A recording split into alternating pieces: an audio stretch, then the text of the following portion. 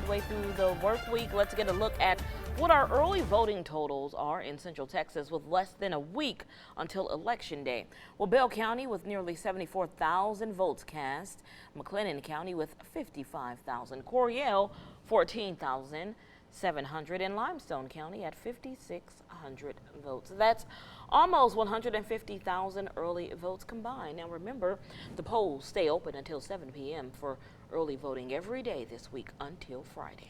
Now to the race for the White House. Vice President Kamala Harris spoke from the White House yesterday, while former President Donald Trump was busy in another swing state. Alice Barr reports. In the final days of the presidential campaign, dueling speeches, former President Trump rallying supporters in Pennsylvania. I'll protect our jobs. I will protect our borders. I will protect our families. As Vice President Harris delivered her closing argument. I pledge to seek common ground and common sense solutions to make your life better. Speaking from the same spot where former President Trump rallied supporters before the January 6 Capitol attack, she warned a second Trump term would bring more serious consequences. This is someone who is unstable, obsessed with revenge, consumed with grievance, and out for unchecked power. The former president, meanwhile, seized on comments from President Biden, talking by Zoom with a Latino group about a comedian's racist joke at the Trump Madison Square Garden rally Sunday, calling Puerto Rico a floating island of garbage. The only garbage I see floating out there is his supporters. That's terrible. Remember Hillary? She said deplorable. That didn't work out.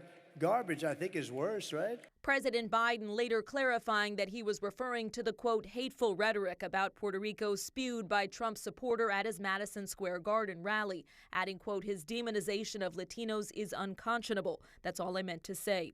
The Trump campaign says the comedian's comments don't reflect Mr. Trump's views. Probably he shouldn't have been there, yeah. All as Vice President Harris seeks to cast herself as a unifier, arguing that former President Trump calls those who disagree with him the enemy, while I'll give them a seat at the table. Contrasting visions in a race down to the wire. Vice President Harris also laid out her policy priorities, from making groceries, housing, and child care more affordable to restoring reproductive rights. Tonight, both nominees have big events in Wisconsin, with Packers legend Brett Favre set to join former President Trump in Green Bay. In Washington, Alice Barr, NBC News.